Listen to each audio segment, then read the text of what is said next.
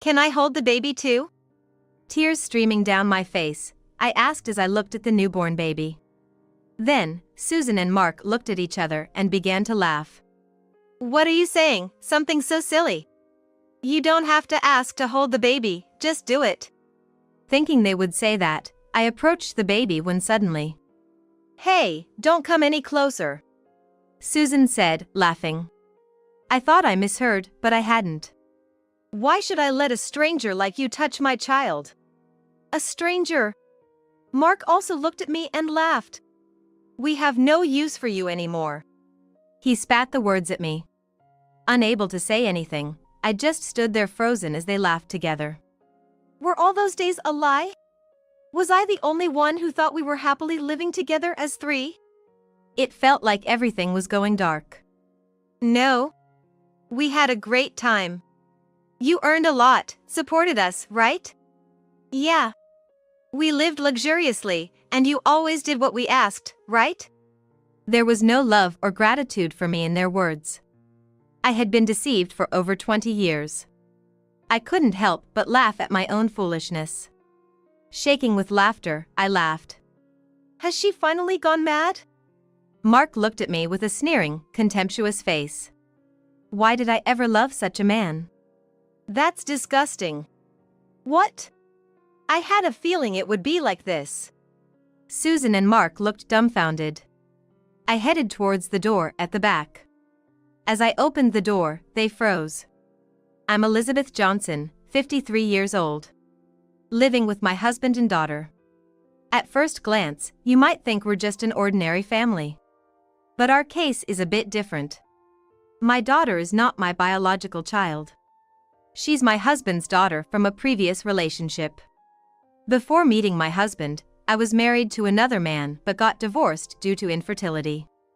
Of course, it was an amicable divorce after mutual discussion.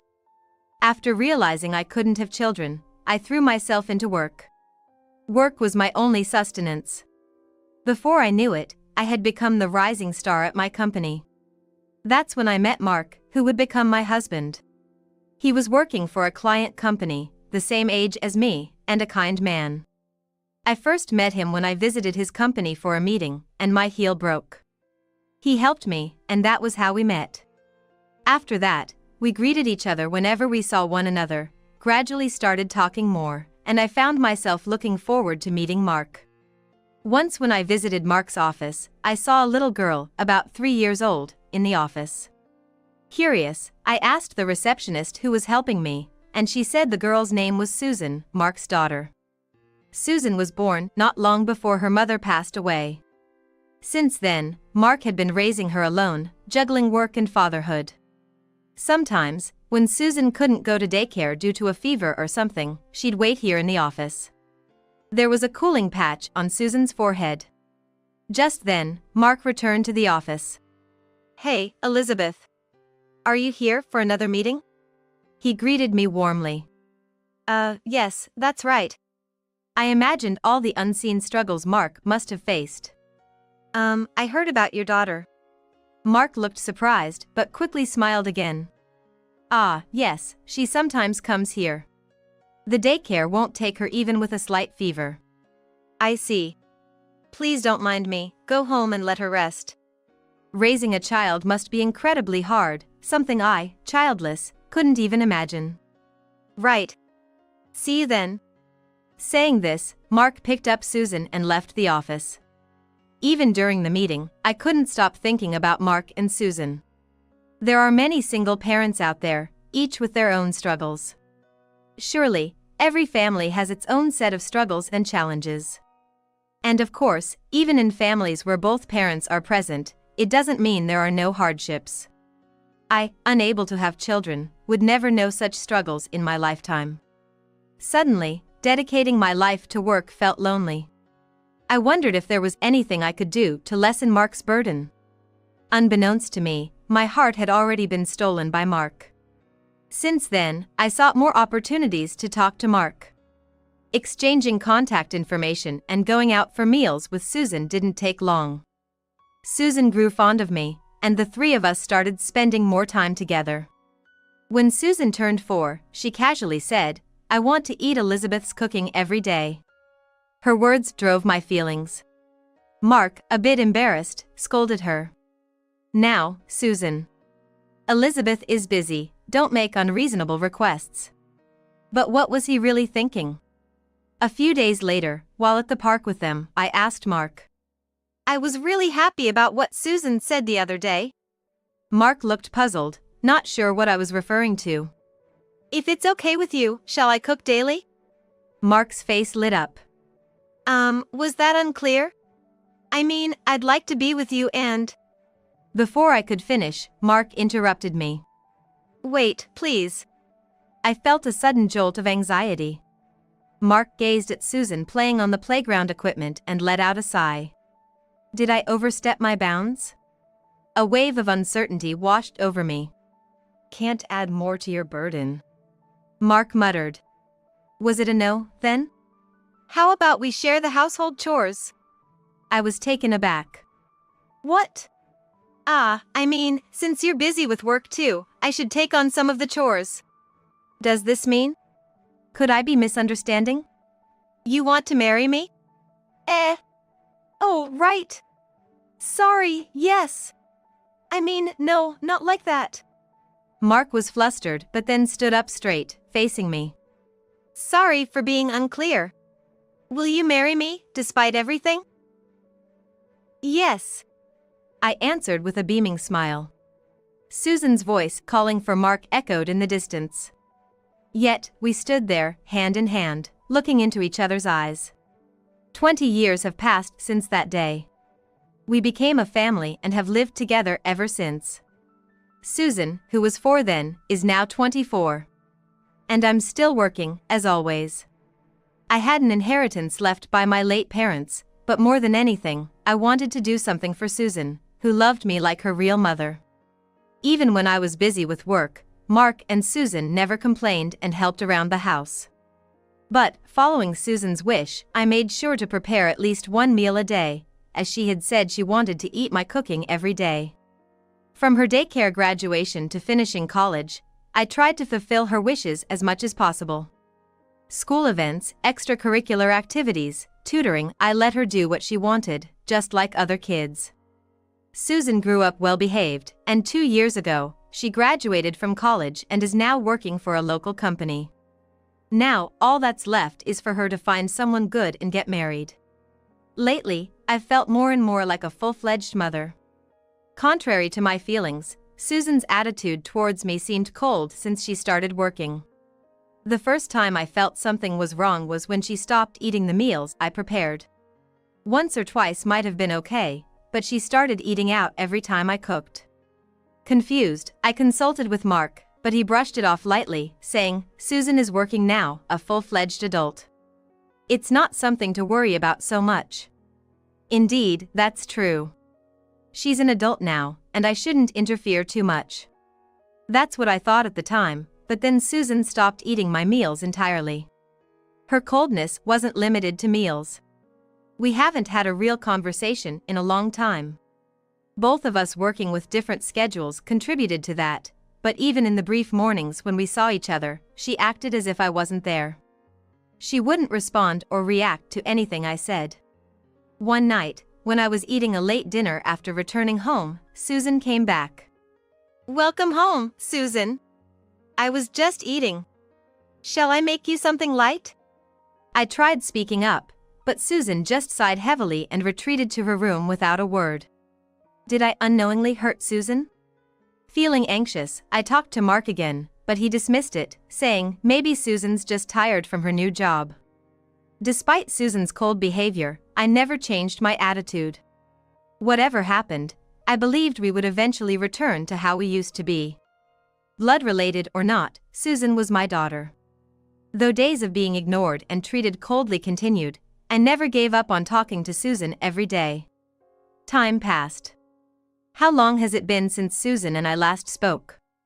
Yet, I kept greeting her as usual. "Good morning. Have a great day at work. Bye." I watched her leave without touching the breakfast I made, silent. How long will these days continue? I might be reaching my limit. With these thoughts, I headed to work. Over the years, none of my colleagues could give me a satisfactory answer, dismissing it as a delayed rebellious phase or just a phase people go through. Eventually, I stopped consulting anyone and kept worrying alone. Returning home became a source of dread, especially on days when I could leave work on time. Unable to shake off my heavy mood, I would buy ingredients for dinner. "I'm home." "Hey, welcome back." Mark was already home, watching the evening news, and had opened a beer. "Maybe I'll have a drink too today," I said, opening the fridge to grab a beer. "What's up? That's rare for you." Talking to Mark about my feelings would only lead to him evading the topic again. "Just once in a while. Days like these happen." "Right." The conversation ended there. If this continues, not only with Susan but also with Mark, our conversations might disappear. I felt overwhelmed by anxiety again. Had I not chosen to become a family with Mark and Susan, would I have avoided these feelings? I caught myself thinking that and quickly stopped. "No, don't think about it anymore," I told myself, taking a deep breath to dispel the anxiety. "I'm home." It sounded like Susan had returned. As she passed through the kitchen and headed to the living room, I called out to her. "Welcome back, Susan. You're early today. I'm just about to get dinner ready. Hang on for a bit, okay?" I expected to be ignored, as usual, but I reminded myself not to give in, not to flinch, to behave as I always do. It was like chanting a spell in my mind. Susan let out a heavy sigh. "Yeah." Her voice was small, but she responded. "What? Oh, yeah, just wait a minute." I couldn't hide my surprise. But whether she noticed my reaction or not, Susan just watched TV with Mark. I was so happy I almost burst into song. I regretted not preparing her favorite dishes for dinner as I continued with the preparations. That night, for the first time in years, Susan ate a meal I cooked. Just that alone lifted my spirits as if all the past troubles were a lie. But the good news wasn't just that. During dinner, Susan opened up about someone she wanted us to meet. It was the best day I've had in a long time. For the first time in a while, I slept soundly through the night. The man Susan introduced was wealthier than Mark and I could have imagined. His name was Stephen Young, 4 years older than Susan, and his parents worked for one of the major corporations. He was supposed to work in the same company as his parents, but not wanting to rely on connections, he sought employment on his own and ended up working at the same company as Susan. Susan and Stephen were in the same department at work, and it seems he was drawn to her carefree personality. "I just can't leave her alone, you know?" Raised as an elite from a young age, Stephen probably never met someone like Susan before. It's odd for me to say, but Susan doesn't have a competitive spirit. She's laid back, to say the least. Even through my eyes, she's always been a bit of a dreamer.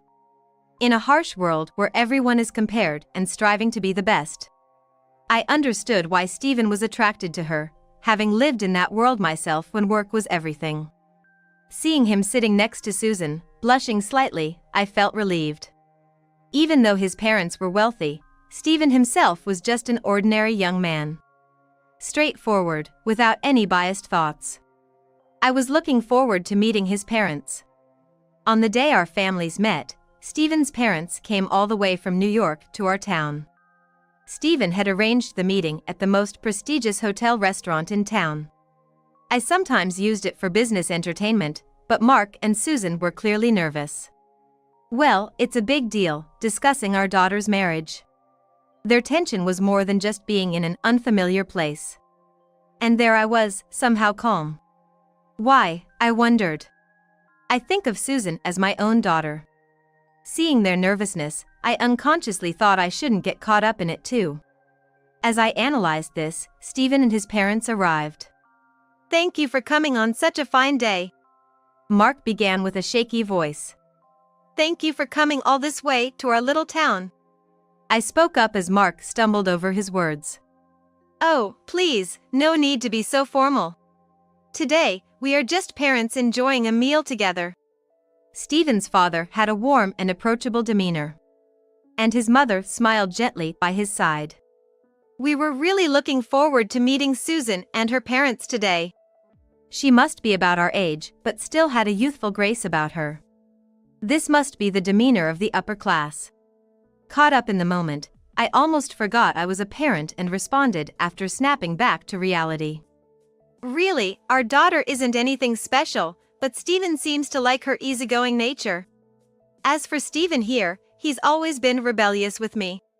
Bringing home such a gentle woman, I had to reassess my view of him." After some initial greetings, we all sat down, and a lavish meal was served. Susan and Mark seemed to relax a bit as they saw the fancy dishes. By the time the champagne for the toast was empty, we were all engaged in pleasant conversation. I was initially on guard, thinking they were from the upper class, but the more we talked, the more we got along. Turns out, Stephen's father wasn't born wealthy. We talked about our younger days, hobbies, and recent interests, with our generation's topics dominating the conversation, leaving the young couple blinking in surprise. Before we knew it, the main course was over, and dessert and coffee were served. The meeting ended on a cheerful note. I exchanged contact details with Stephen's mother, and we even became close enough to go out for lunch together sometimes. A few months later, Stephen and Susan had a grand wedding and started living in a condo near our house. A year later, we were overjoyed to learn that Susan was pregnant. She quit her job without hesitation and started visiting our house frequently. She spent more time at our place than in her new home with Stephen. Sometimes, I suggested she spend more time at home with Stephen, but she would cling to me, saying, "Stephen's always at work. And I'm not feeling very well. And I can eat your cooking," she'd say, making it impossible for me to send her away. Before I knew it, I was not only cooking for her but also cleaning their new home and driving her around for errands. As a mother, I thought I should be there for my daughter during tough times. However, I was a bit concerned about her always being on her phone and occasionally going out abruptly. One day, Stephen came to our house with Susan. Seeing her lying on the sofa, constantly on her smartphone as usual, he said, "Susan, how about you do something for yourself once in a while? Your mother must be tired from work too." But Susan dismissed him, saying, "It's okay. Elizabeth loves doing this for me. She does it for me." "Elizabeth, I'm really sorry for all the meals you prepare in advance," Stephen said, apologizing to me when he saw that Susan's behavior wasn't changing. Stephen really is a good young man. "Well, it can't be helped. I helped raise Susan, after all. You don't need to apologize, Stephen. Besides, things will surely change once the baby is born," I said, though I wasn't sure if I was reassuring Stephen or myself. Months later, Susan finally gave birth. I was with her from the moment her labor began, contacting Stephen, his parents, and Mark. Stephen was with her in the delivery room for the birth. I was on edge the entire time. Having never experienced childbirth myself, I couldn't even imagine what kind of pain she was going through. Stephen's mother joined me in prayer.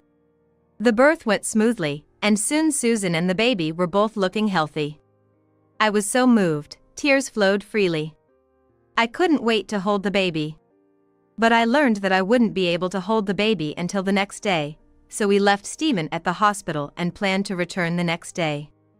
The following day, when we visited Susan's room, there was the newborn baby, sleeping in the crib. Seeing a newborn up close for the first time, I was moved to tears again. "I can't wait to hold you in my arms." Just as I let out my true feelings, the baby started crying with a faint voice. We were asked to leave the room for breastfeeding. "Stephen will be finishing up work and coming here soon. I'll go pick him up and buy some cake on the way," said Stephen's mother as she left the hospital. Hearing Susan's voice calling from the room, Mark and I re-entered. This time I was sure I could hold the baby. Thinking that, I decided to check with Susan. "Can I hold the baby too?" Then Susan and Mark looked at each other, burst into laughter, and started laughing. "What are you saying? Something so silly. You don't have to ask to hold the baby, just do it." Thinking they would say that, I approached Susan and the baby when. "Hey, don't come any closer," Susan said, laughing. "What?" I thought I misheard, but I hadn't. "Why should I let a stranger like you touch my child and Stephen's child?" A stranger. I looked at Mark, searching for support. "Has the time finally come?" Mark also looked at me and laughed. "Susan found herself a better cash cow than you. And she's given birth to his child." Was this really the same man I had spent all these years with? His face seemed so distorted. "We have no use for you anymore." He threw the words at me like venom. I stood frozen, unable to respond, as Susan added insult to injury. "Really, I've always hated pandering to you since I was little. And you, always happy because you got everything you wanted." Mark joined in their laughter. "Were all those days a lie? Was I the only one who thought we were happily living together as three?" My voice trembled. Everything seemed to turn dark before my eyes. "No. I had fun. You made a lot of money and supported us, right?" "Yeah. We lived luxuriously, and you always did what we wanted, right?" There was no love or gratitude for me in their words. Just a sense of treating me like a convenient tool, devoid of any compassion. "Well, you did keep nagging like a mother. Really, what were you thinking? We're the ones who let you keep believing that illusion. We've been pretending to be a family for years. Maybe we have a talent for acting?" Again, they both burst into laughter. I could feel my emotions draining away. I had been deceived for over 20 years. I couldn't help but laugh at my own foolishness. Shaking with laughter, I laughed. Mark and Susan looked at me as if I were something strange. "Has she finally gone mad?" Mark watched me with a sneering, contemptuous face. Why did I ever love such a man? "That's disgusting." "What?" For the first time, Mark was taken aback by words of scorn directed at him. "I had a feeling it would be like this." Mark and Susan looked dumbfounded. "Did you know there were others listening to this conversation?" I headed towards the back door. Mark and Susan still didn't seem to grasp the situation. As I opened the door, they froze. There stood Stephen and his mother. Mark and Susan's faces turned pale. In contrast, Stephen and his mother's faces were red with anger. Their expressions harsh. Then Stephen slowly approached Susan, holding a large envelope in his hand. "What's this about?" Pressured by Stephen's intensity, Susan tried to stand her ground. "I'll ask you straight. Susan, is that child really mine?" Stephen looked at the baby sleeping in the crib. Susan's expression flickered for a moment. "What are you talking about? Of course it is." Her blinking increased. Stephen silently handed her the envelope. "What's this?" Susan hesitantly checked the contents of the envelope and was speechless. "What's wrong?" Mark went next to Susan, took the papers from her hand. And he too was lost for words. "I'll get a DNA test done for this child," said Stephen, picking up the papers that Mark had dropped. "It's a mistake." Susan desperately appealed to Stephen, but he seemed unmoved. "There's a very capable lawyer friend of my husband. This evidence is irrefutable," said Stephen's mother, her voice chillingly cold despite her delicate appearance. "Why has it come to this? Susan!" Mark seemed unaware of Susan's infidelity. The documents Stephen brought were evidence of Susan's affair and papers related to divorce discussions. "It's a mistake." Susan's voice was now a weak murmur, repeating the same words. "If it is a mistake, let's clarify it with the test." There was a hint of warmth in Stephen's eyes, perhaps still wanting to believe in Susan. "Elizabeth, thank you for everything." Leaving Mark behind, we left the hospital room. "It's all right." Whenever Susan was acting strange, I knew something was up. I was the first to suspect Susan's infidelity. During her pregnancy, she often came to our house, constantly on her smartphone. Once, I accidentally saw the screen. It looked like a messaging app, with texts about meeting up. And then Susan would leave suddenly. Stephen was supposed to be at work, and something about it didn't sit right with me.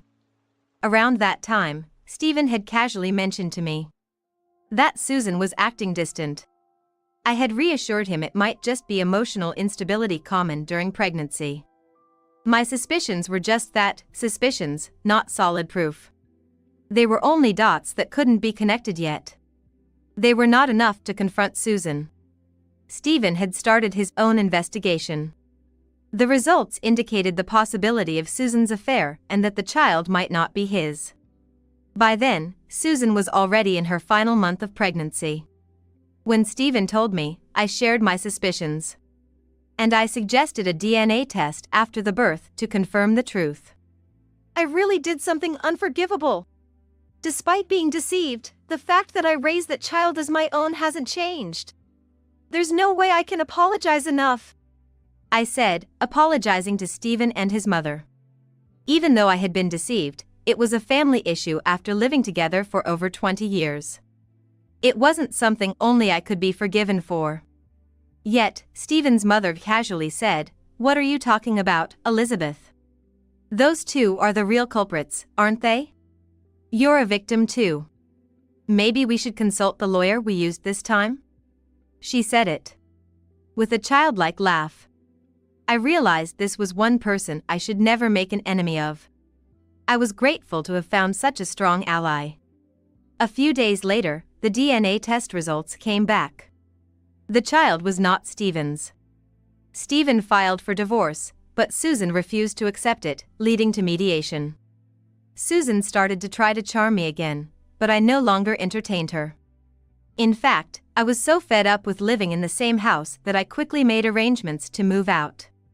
Both Stephen and I were astounded by Susan's audacity to refuse the divorce during mediation, but it was clear she would lose the lawsuit. Adultery, physical relationships, and cuckolding during marriage are not condoned, and we even had the DNA test results. Susan was demanded to pay alimony, not only for herself but also for her college student lover, who had fled and refused to take responsibility for the child. As a result, Susan had to pay the alimony for both herself and her lover. Moreover, Susan couldn't rely on Mark either. Unknown to me, Mark had quit his job while living off my earnings, and had even accumulated gambling debts. I learned about this mess from Mark's mother after I had moved during Susan's ongoing divorce proceedings. Of course, I had already filed for divorce from Mark, with the process facilitated by the lawyer introduced by Stephen's father. Still, both Susan and Mark seemed to be trying to cling to me, but everyone around me knew what they had done and was supportive of me. So far, there have been no assaults from them. As for the baby, Mark's parents decided to take custody.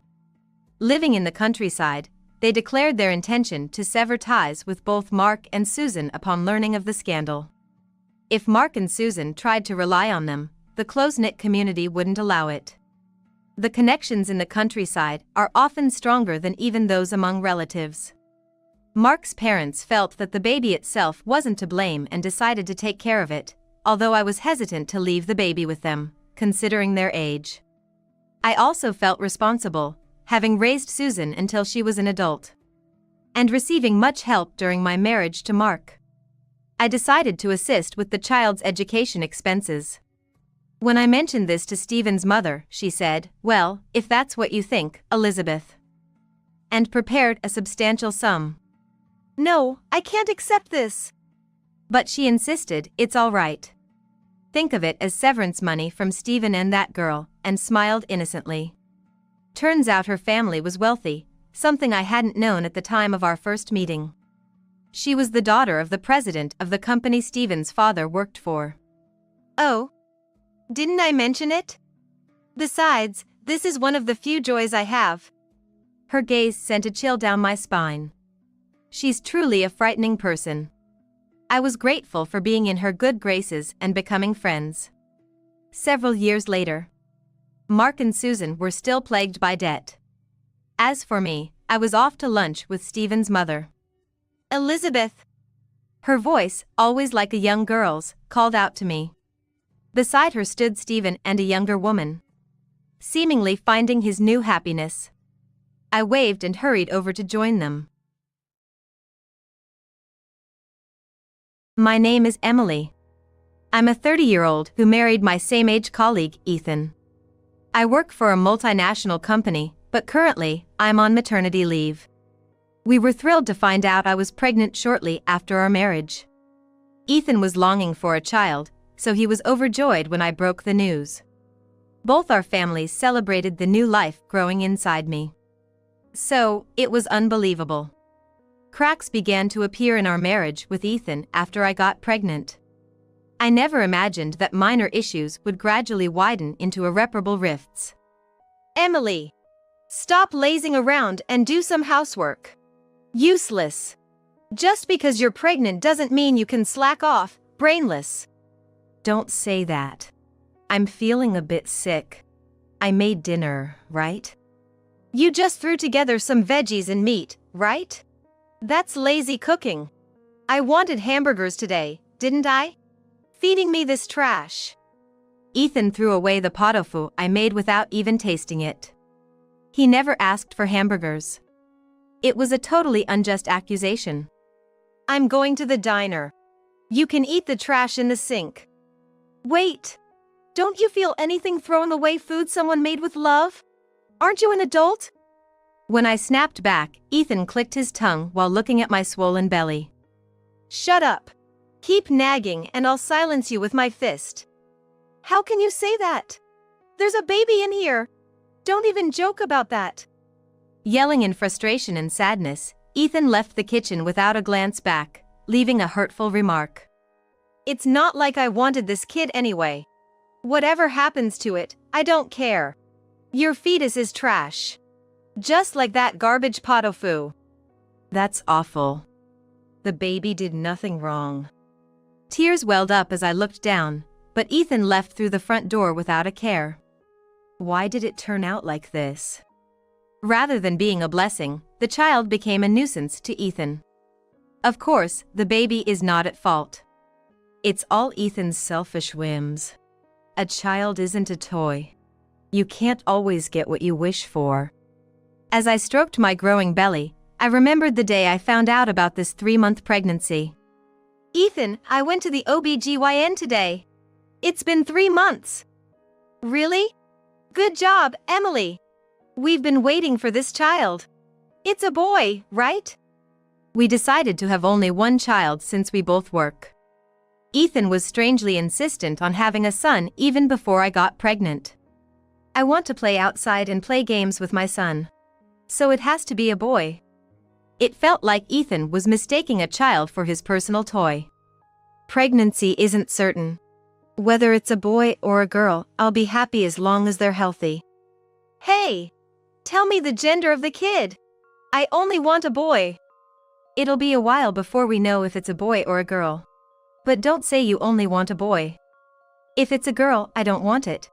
I hate sassy, cunning little girls. Just you and my sister are enough. Boys are the way to go. Ethan has an older sister, Susan. She's a wise and kind ideal sister-in-law. Ethan feels inferior to the successful Susan. Everyone praises her. A 35-year-old spinster. If I have a son, I can brag to her. Susan is a wonderful sister-in-law. You're being awful. And you don't have kids just to brag, right?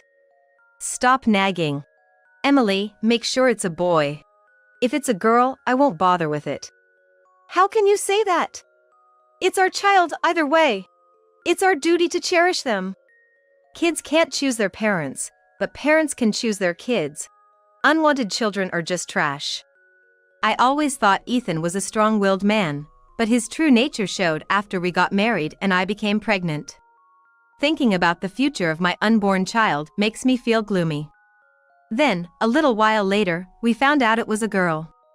Ethan began to despise me and our unborn daughter as if he had drawn a bad lottery ticket. Carrying trash in your womb. Don't come into my sight. An eyesore of a trash woman. Stop it, Ethan. This child isn't trash. No parent should speak like that. Parent? Who's that? I don't need the trash in your womb. I'd like to sell it on a flea market app. That's awful. You'd only selfishly love even if the child were a boy. Our daughter was growing well in my womb. As I entered the stable period of pregnancy, Ethan never longed for our daughter. It's heartbreaking that our daughter is already disliked by her father before she's even born. What should I do now? I couldn't talk to anyone but finally confided in Ethan's sister, Susan. Susan sighed knowing Ethan's behavior. Ethan has been like this since he was a kid. Turns worst when he doesn't get what he wants.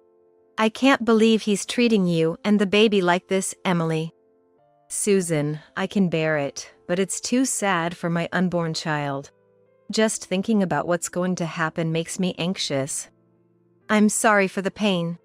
I'm happy to have a niece. My parents feel the same. By the way, have you decided on a name? Yes, her name will be Lily. I chose it looking at a baby name book because it sounded cute. Lily, what a nice name. If she's Emily's daughter, she's bound to be adorable. I can't wait to meet my niece. Thank you, Susan. It makes me happy to hear you say that. I hope Lily grows up to be smart and kind, just like you. You're too kind. And don't worry, Ethan will flip once Lily is born. He can't resist a cute daughter. I hope so. Ethan will change once he actually sees the baby, right? Susan's encouragement gave me a glimmer of hope. Perhaps Ethan's heart will change once Lily is born. But my hope crumbled when Ethan dropped a bombshell. Emily, get back to work soon after the kid is born. I quit my job. What? You're quitting your job right before our child is born? Why didn't you discuss this with me? I don't need to consult you. We'll live off your savings from now on. Don't joke! That money is for Lily's education. How can you quit your job with a wife in her final month of pregnancy? Shut up. It's my life, I can do what I want. Don't walk around with that big belly, it's annoying. As Lily's birth approached, Ethan and I only fought. He wouldn't tell me, Susan, or even his parents why he quit his job. Where does Ethan go every day? He says he's looking for a job, but he's not wearing a suit. Ethan started spending less time at home. Being far from my parents, I was looked after by Susan and my in-laws until Lily was born. Lily was a healthy baby girl. My in-laws were thrilled with their first grandchild. Susan also cared for me after giving birth. I'm glad both mother and child are healthy. You did great, Emily. Lily is really cute. Thank you, Susan. I'm so grateful to your parents. My parents are over the moon with Lily. But I'm so sorry about Ethan. I feel ashamed as a sister for him abandoning you during your first birth. Ultimately, Ethan never visited his daughter at the maternity clinic. So when I returned home with Lily, we were just in his way. Hey, shut that brat up. Her crying is annoying. Babies cry. It's normal for them to cry at night. There, Lily. Take her outside if she's disturbing. I'm going to sleep. If she cries again, you'll regret it. Ethan became furious whenever he heard Lily crying. He didn't help with childcare, work, or housework, leaving everything to me. I was exhausted. Lily's 1-month checkup is coming up. I'll do my best for you, Lily. Life was tough, but at the 1-month checkup, Lily was declared healthy. Relieved, I returned home, but the front door wouldn't open no matter how much I tried the key. What's this? Is the key different? As I puzzled, Ethan's mocking laughter came from inside the house. I changed the locks because of the baby's night cries. Sleep outside with the kid. You're kidding, right? You'd go this far? You and the brat are just like trash. Become homeless for all I care. After enduring so much from pregnancy to now, my anger finally exploded. All right, don't complain wherever we sleep. Holding back my urge to yell, I replied in a deliberately calm and bright tone, as if speaking to someone behind me. Susan, did you hear? Ethan told me and Lily to go be homeless and sleep outside. When I mentioned his sister's name, Ethan's voice from behind the door sounded clearly panicked. What? Susan's there with you? Yeah, Ethan hasn't helped at all with the baby, so I was exhausted. Susan kindly stayed with me. Susan, who had been quietly observing, stepped back and furiously pounded on the door. Susan was usually gentle, but now she seemed even angrier than me. Get out, Ethan. You're the one who needs to leave, you jerk. Open the door right now and apologize to Emily and Lily. Ethan seemed cowed by her fury, but stubbornly refused to open the door.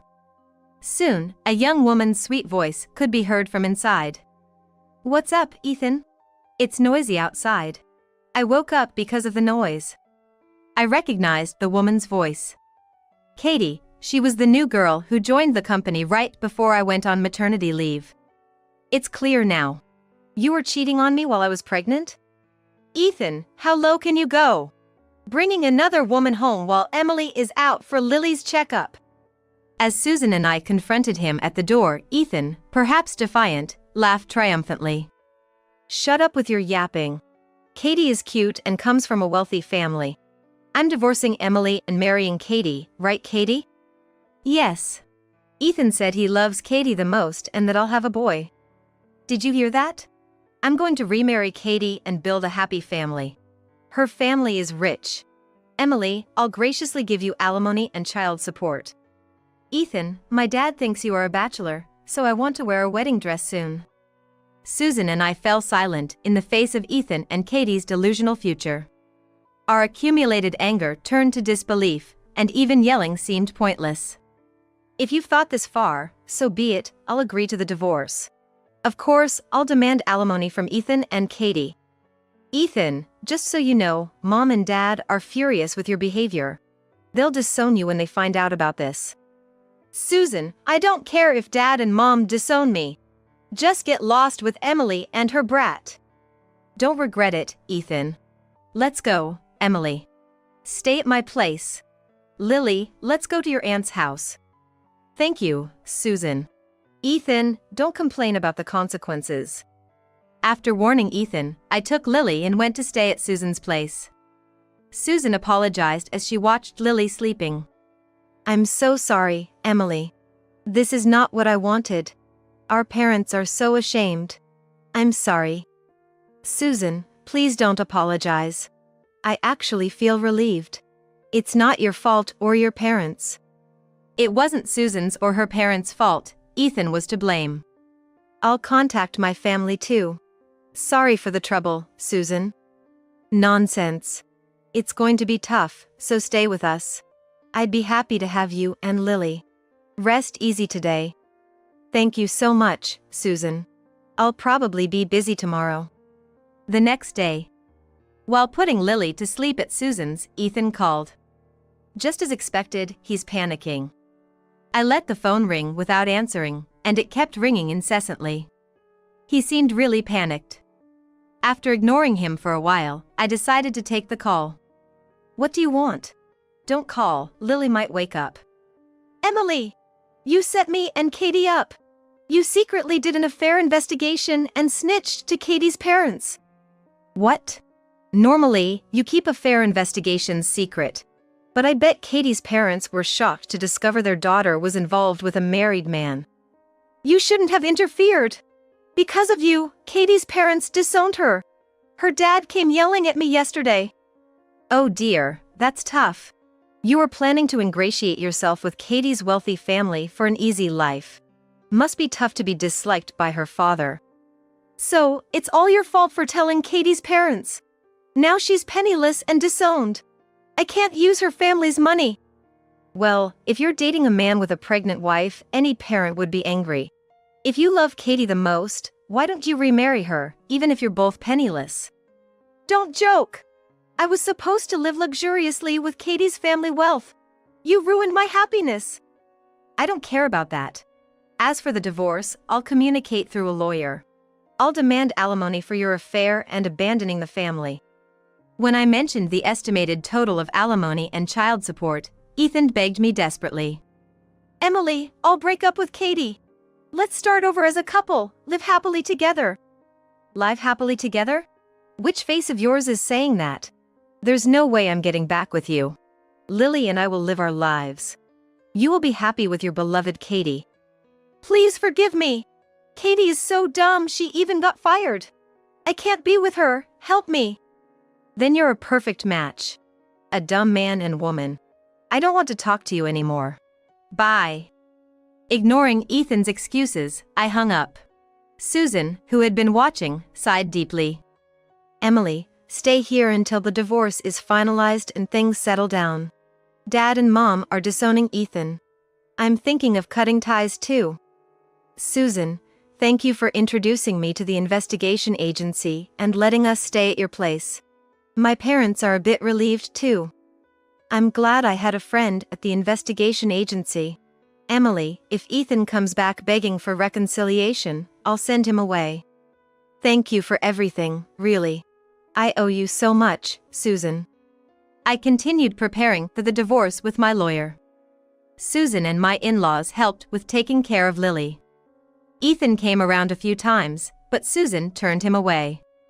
We have evidence of Ethan's affair with Katie, his malicious abandonment, and unilateral neglect of family life. The investigation agency friend was appalled. This means a significant amount of alimony for the wife.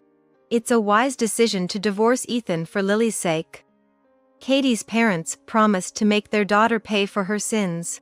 She'll have to pay the alimony herself. Ethan sought help from our parents, but they refused. Dad and Mom can't forgive him this time. I'll demand child support from Ethan, and he'll have to pay it himself. After the lawyer intervened, the divorce went through without a hitch. There was a lot of fuss over property division, but Ethan ended up paying a large amount in alimony due to his past actions. Katie was disowned and kicked out by her parents, so we demanded appropriate alimony from her too. She left Ethan for another man, it seems. I wonder how she'll pay. Leaving Ethan is the right choice, though. Katie was actually two-timing Ethan. It was just a fling for her, and she never intended to marry him. I hate to say it, but she seems quite cunning. At least smarter than Ethan. Played by a 23-year-old girl and then dumped. Ethan really is beyond help. But be careful, Emily. Ethan can be surprisingly vindictive. He might do something to you and Lily out of spite. He keeps contacting me for reconciliation even after the divorce. Seems like he's really struggling financially. He's been asking me for money too. I blocked his calls and messages. Such a hassle. As Susan said, Ethan was a foolish yet vengeful man. Despite ignoring the demands for alimony and child support, he kept begging for reconciliation. Even Katie took out loans to pay her alimony, but Ethan wants to reconcile because he can't pay. He's a useless man without any pride. As much as I hate to speak ill of him since he's Lily's biological father, Ethan's pathetic behavior was persistent and increasingly aggressive. I'm the victim here, Emily. You ruined my life. You should be paying me alimony. Be prepared for my revenge. Ethan was screaming resentfully in front of Susan's house. It was a nuisance to the neighbors, so Susan, her parents, and I discussed how to handle it. I'm worried about Lily. He seems capable of putting her in danger. We should be cautious when going out. It's unbelievable he's getting upset without paying alimony. The thought of being subjected to Ethan's irrational resentment was frightening. Susan's parents came up with safety measures for Lily and me. After making these plans, I went shopping nearby with Lily, covering for Susan who was working from home. Lily, let's head back quickly after shopping. There might be scary people. After a quick shopping trip, as I was pushing Lily's stroller back home, a disheveled man suddenly appeared. If you care about this brat's life, forget all the money you owe me. Ethan! Give Lily back! Someone help! My daughter is being kidnapped by a suspicious person. If you reconcile and work for me, I'll return the kid. Hurry up and obey. Lily, frightened by Ethan's loud screaming, started to cry. See, such a brat can be easily dealt with. Obey my orders. Withdraw the divorce. No way. Let Lily go. You're not a husband or a father, just trash. Ethan seemed desperate as I refused to comply. Passers-by, sensing something was wrong, discussed whether to call the police. The police will see I'm not at fault. I'll tell them how my wife ruined my life for no reason. You're so delusional. Do you really think that excuse will work? This is your last chance. Give Lily back. Shut up. I'll take this brat and use her as a hostage. Ethan tried to flee, holding Lily roughly, but his efforts were futile. Officer, over here. My ex-husband is trying to forcibly take my daughter. Several police officers intervened, and Ethan was arrested for attempted kidnapping. Lily wasn't hurt, and she stopped crying when I held her. Thank you. My ex-husband has been vengefully harassing us. No. We're still husband and wife. That was just a marital spat. This is overblown. When will you stop calling us husband and wife? It's over. The police are aware of that. You. Did you set me up with the police? Don't say such horrible things. Your parents advised talking to the police because of the danger. They were concerned for me and Lily. How low can you be? I'm not at fault. I just came to see my daughter. Witnesses to Ethan's excuses shook their heads in denial. The police grimaced at his transparent lies. Great father, using his daughter as a shield.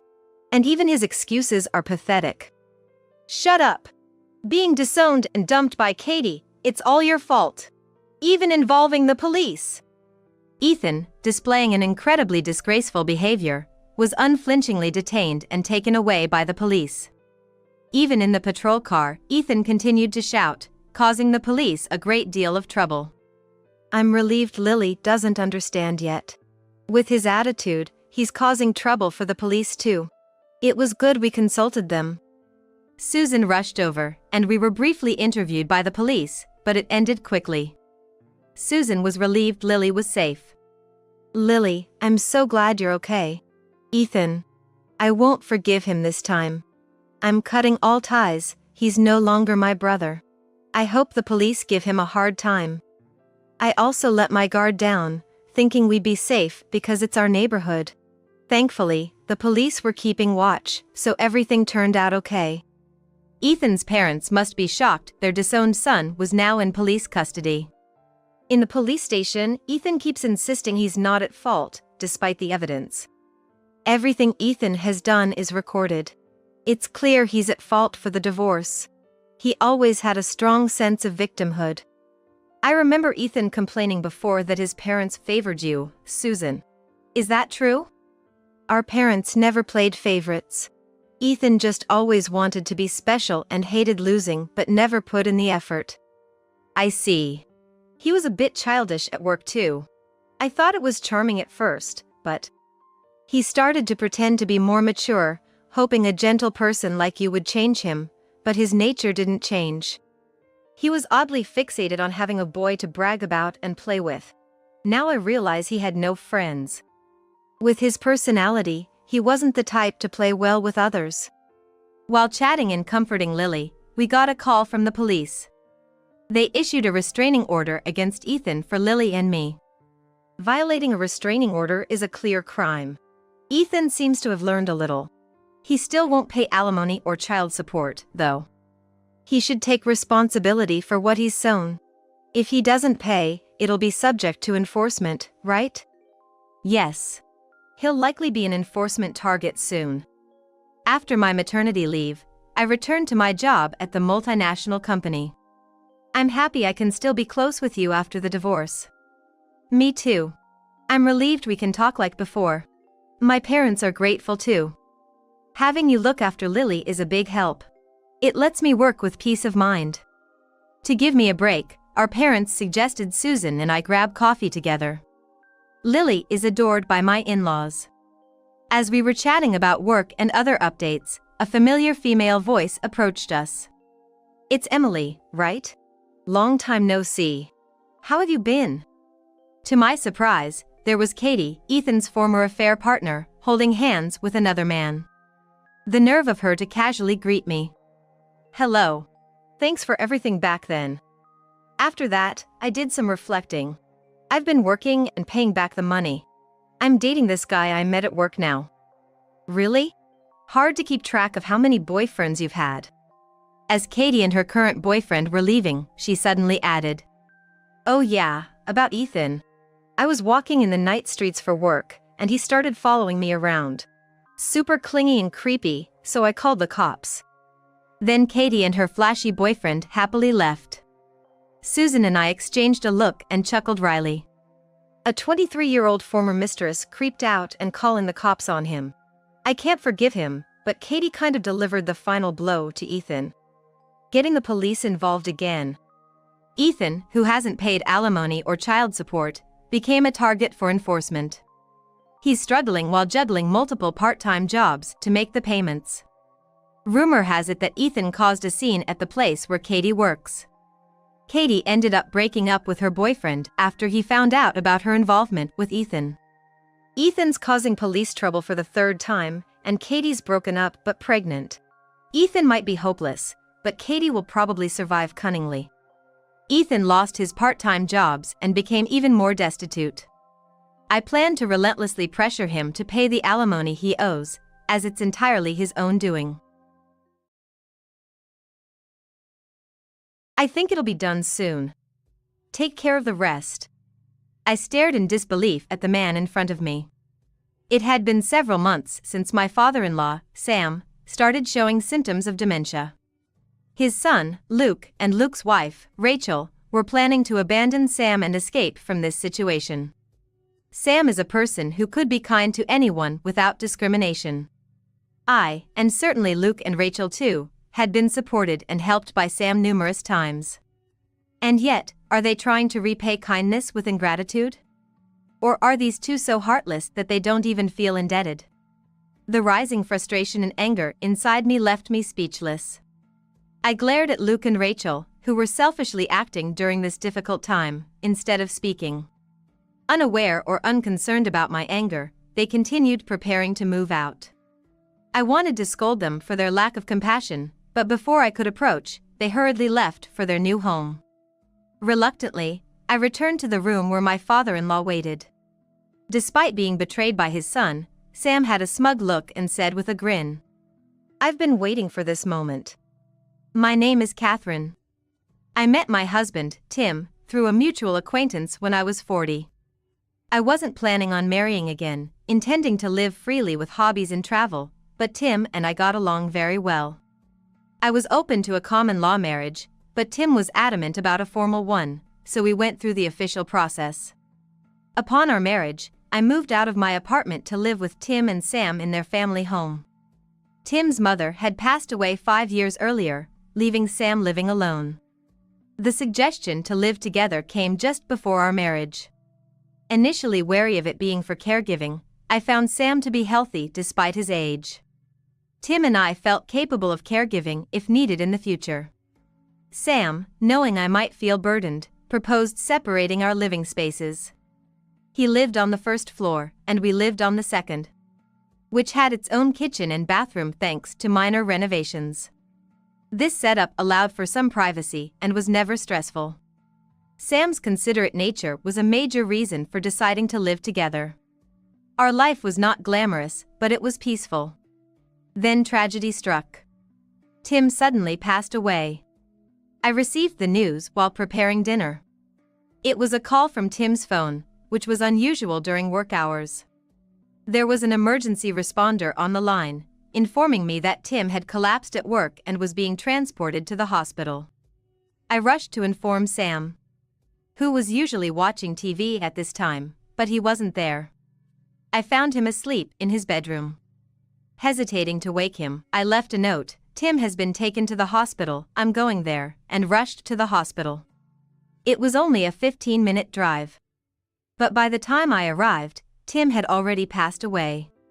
The cause was a sudden cardiac event. It was attributed to heart disease, and it seemed to be classified as a sudden death. I was in shock, barely registering the doctor's words, and sat down heavily. How long had I been sitting there? I noticed a missed call on my phone. The call was from my father-in-law, Sam. Just as I was about to answer it, the call ended. I managed to regain a bit of composure and decided to head home for the time being. Returning home, Sam was waiting at the entrance. I hurriedly parked the car and ran towards him. "About Tim." He looked pale. He was clutching his phone, worried about his son. I hesitated to tell him the truth. Inside, we sat down, and I managed to say, "Tim. He's passed away. It was sudden." I thought I should relay what the doctor had said, but I was so choked up that I couldn't find my voice. I was still struggling to accept the reality. Sam was shocked but didn't press me for more words, sensing my state. We parted for the night to gather our thoughts and planned to talk more the next day.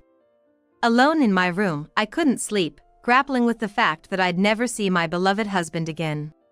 Sitting up in bed for a while, I realized it was already bright outside. It was 9 a.m. when I checked the clock. Thinking he'd be awake by this time, I headed to my father-in-law's room. As I entered the living room, I found him already sitting in a chair, drinking coffee. It seemed he hadn't slept either, his eyes red and swollen. I explained to him about Tim's passing and what the doctor had told me as best as I could remember. Sam listened with a troubled expression and finally let out a tear, saying, "A parent should never have to bury their child." Tim and Sam weren't particularly close, but they cared for and respected each other deeply. Tim's proposal to live together was likely to prevent his elderly father from feeling lonely. And Sam, not wanting to burden me, had hesitated to live with us, as I learned from Tim earlier. Prioritizing my feelings as his son's wife, Sam had always been a warm-hearted person after we started living together. Seeing such a father-son relationship up close, I felt a sharp pain in my heart for Sam, a grieving father. Although overwhelmed with grief, we had to proceed with the necessary arrangements as the bereaved family. We divided tasks like contacting relatives, arranging the funeral, and handling paperwork. After the funeral, Sam and I arrived at the house. Then, as my father-in-law started to say that he had something to discuss, I sat down in a chair in the living room. "Catherine, what are you planning to do now? Will you continue living in this house?" Now that Tim was gone, it was just the two of us. I sensed Sam's concern, giving me the freedom to live as I wished. But like Tim, I deeply respected Sam. "If it's not a bother, I'd like to keep living here. It's full of memories with Tim." "All right then, let's continue on together." Sam smiled warmly, his eyes crinkling. And so, our life as two began. The void left by Tim's absence would never be filled, but we managed to maintain a peaceful life. One Sunday morning, someone visited our house. Typically, Sam would answer since the entrance was on the first floor. That day was no different, but soon after, I heard Sam's agitated voice. Descending the stairs, I saw Tim's brother Luke and his wife Rachel standing with large bags. "What's all this about? And those bags?" "We're moving in here from today. Thought it'd be tough on you both," Luke said, stepping into the house as if it was the most natural thing. I greeted them and followed them into the living room. Sam, sitting opposite Luke, asked in a low voice, "What's this about moving all of a sudden?" I had only met Luke and Rachel a couple of times, at our wedding dinner and recently at Tim's funeral. Tim had once mentioned their distant relationship, saying they rarely visited since Sam started living alone. "Well, with Tim gone and Catherine alone to take care of you, I thought as your real son, I should help." I was surprised, having sensed their strained relationship. Sam didn't brighten up, but didn't turn them away either. "You could have at least given us a heads up. What do you think, Catherine?" Luke and Rachel planned to live with Sam on the first floor, which wouldn't be much of a burden on me. Though slightly uncomfortable with their sudden decision, I saw no reason to object. The change in Sam started about 3 months after we began living as a 4-person household. He started misplacing things, repeating the same conversations, and occasionally became irritable or withdrawn. And then, my father-in-law, who had always been calm, began to raise his voice like a different person and suddenly became sullen and stopped talking. Suspecting something, I searched online and found his symptoms matched dementia. The realization shook me. Sam, always healthy and gentle for his age, had changed so drastically. I closed my laptop, taking a deep breath. When I married Tim and decided to live together, I was prepared for eventual caregiving. But that was with Tim by my side. The rapid progression of Sam's condition filled me with a sense of urgency. I attempted to take him to the hospital, but he seemed to be in a bad mood. "Sam, let's go to the hospital, just to check. It'll be quick." "Shut up! I'm not going to any hospital. What are you trying to do?" He snapped back furiously, making me flinch. Intimidated by Sam's forceful tone, a reminder of his masculine vigor despite his age, I couldn't muster the courage to insist further. During the weekdays, I work from morning to evening. In my absence, Rachel, a stay-at-home wife, and Luke, on his early return days, would look after Sam. On my days off, I spend the entire day with Sam. Several months have passed since symptoms suggestive of dementia appeared in Sam. His forgetfulness worsened rapidly, often asking for meals right after eating or taking multiple showers a day. This drastic change in Sam saddened me, while my concern for him grew. Perhaps there could be some effective medication or treatment. Leaving it unaddressed, his condition might worsen, making it even more difficult to take him to the hospital. I decided to discuss with Rachel and Luke, who happened to be at home, about taking Sam to the hospital. "Can you help me take Sam to the hospital?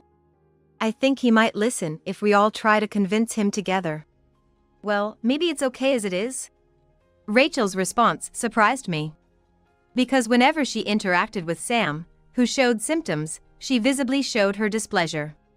Despite moving in under the pretense of helping with caregiving, when I saw Rachel and Sam together, she seemed bothered.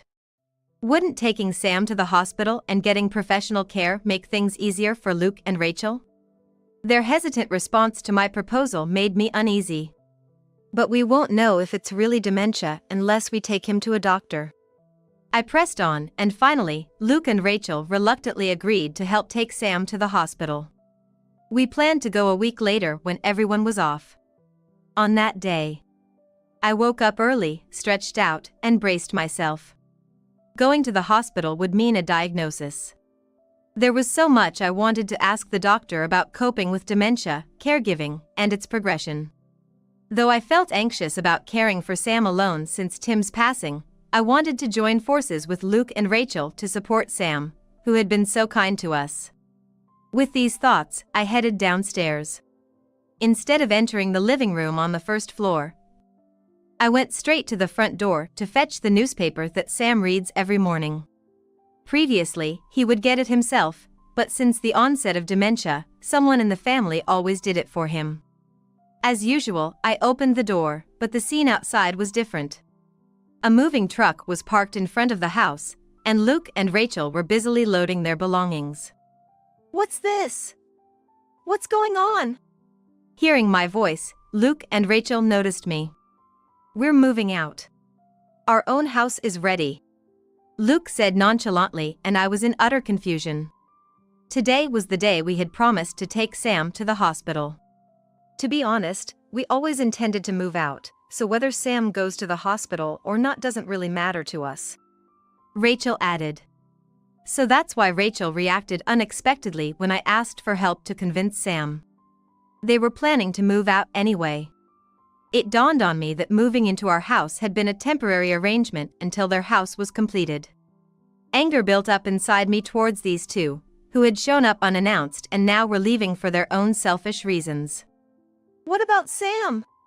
Are you going to leave him in this condition?" I asked angrily, but they showed no remorse. "You can continue caring for him, Catherine. You've been living together, so you should manage." "But the situation is completely different now. It's cruel to just abandon him," I protested, hoping they would at least help me take him to the hospital. The thought of taking Sam, who became irate and violent at the mention of the hospital, was daunting for me alone. My pleading fell on deaf ears as Luke and Rachel remained indifferent. Then, Luke said something unbelievable. "Well, he's probably gonna kick the bucket soon anyway. The rest is up to you." Stunned, I watched Luke turn his back on me nonchalantly. I never imagined Luke could be so callous towards his own father. Especially since Tim had passed away less than a year ago. His insensitive remark furrowed my brow in disbelief. Ignoring my shock, they just drove off in the truck. Left standing there dumbfounded, I remembered Sam inside and hurried to the mailbox to get the newspaper. Still bewildered, I knew my life with Sam would continue. I resolved to somehow take him to the hospital alone and care for him no matter what, clutching the newspaper I had just picked up. As I entered the living room on the first floor where Sam was likely waiting, I was surprised to see him sitting and drinking coffee. This was unexpected because Sam's dementia had progressed to the point where he couldn't even make coffee for himself. He was sipping his coffee quietly, looking like his old, calm self before dementia. After a quick glance at me, Sam grinned. "They finally left, huh? I've been waiting for this moment." Confused, I just stared at him. The more I observed, the more he seemed like his old self. He beckoned me to sit down in the living room, and I obediently took a seat. Sam then stood up and prepared a cup of coffee for me. "Thank you." "Well, Sam, about..." I stammered, unsure of what to say. Sam, observing my confused state, gave a mischievous smile. "Sorry for all the trouble I've caused. How was my acting?" "Acting?" I was utterly shocked. As I sat there stunned, Sam, smiling broadly, explained everything. It all started a few days after Tim's funeral. Luke had proposed to Sam to live together to prevent me, Tim's wife, from shouldering the caregiving responsibility. He and Rachel would take care of him instead. Concerned about me, Sam had agreed and moved in with them.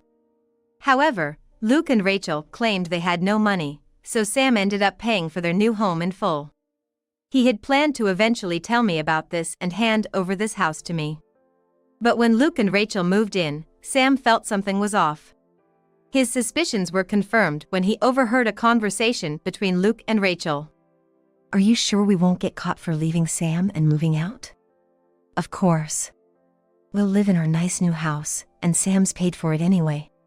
They had planned to make Sam pay for the new house and then find an excuse to live there alone. Sam was initially happy to live with his estranged son, but felt betrayed when he realized it was a deception. Just imagining it makes my heart ache, and I think it must have been even more painful for my father-in-law, who was directly involved. Despite his heartache, he still wanted to believe in his son. He pretended to have dementia, hoping to test their conscience. The result was disappointing. Rachel started to despise and mistreat Sam with his supposed dementia. And Luke, his own son, showed no concern or care.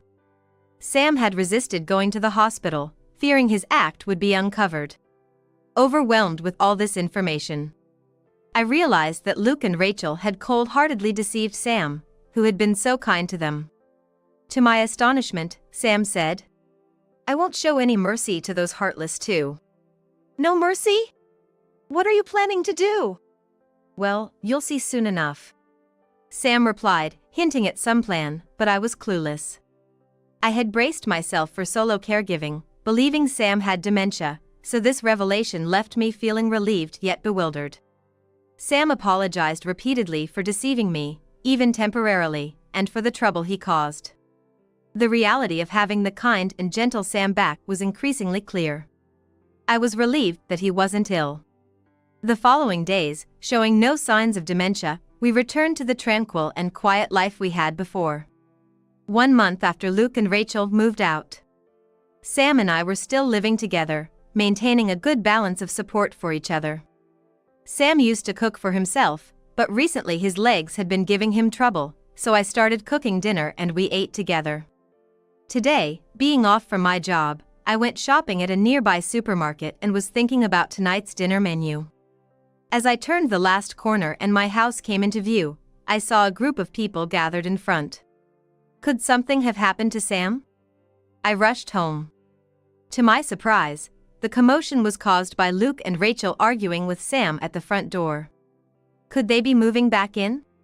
Seeing their large carry-on bags, a sinking feeling hit me. Their loud voices attracted the neighbors, who gathered around to see what was happening. Luke and Rachel, frantic and indifferent to the onlookers, were confronting Sam.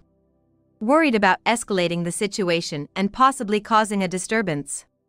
I approached and urged them inside. Ignoring my pleas, they continued their heated discussion, so I pushed them into the entrance and apologized to the neighbors before closing the door. Let's calm down and talk in the living room. Calm down? Are you even listening, Dad? What do you mean by this? But Luke and Rachel were too agitated to listen. Sam listened obediently to my words and walked into the living room. In the living room, Sam sat down while Luke and Rachel stood angrily in front of him. Sam, this is awful. How could you sell our house without telling us? We've been kicked out. That house was built with my money. You two never intended to live with me. Sam retorted and Luke and Rachel froze, shocked that Sam knew about their intentions. You're mistaken. We were just settling down and we're going to invite you to live with us, they said, desperately trying to justify themselves. Sam, unfazed, looked at them with disdain. He revealed that he had accidentally overheard them discussing their plan to make him pay for the house and then live there alone. Disgusted by their heartless behavior, Sam had pretended to have dementia to test their conscience, but their attitudes only confirmed his suspicions. Today you seemed fine, so was it all an act? You deceived us. As an apology, give us the money from selling the house, Rachel demanded outrageously. I was astonished at Rachel's audacity, but Sam remained calm, waving his hands dismissively. I can't give you anything. It's Catherine who's been supporting and worrying about me all this time.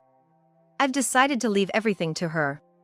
Luke's face turned red with anger, and he slammed his hand on the table, making a loud noise. Despite this, Sam remained stoic, his gaze cold and steady. Enough. Then give us this house. It's crazy that a stranger gets everything while I, his real son, get nothing. That's impossible. This house is already scheduled to be demolished and the land sold. Sensing Luke's disbelief, I added, the house is in my name. It was decided after consulting with Sam. Luke was taken aback by my sudden interjection. The house, originally under Tim's name, had been transferred to me after his death.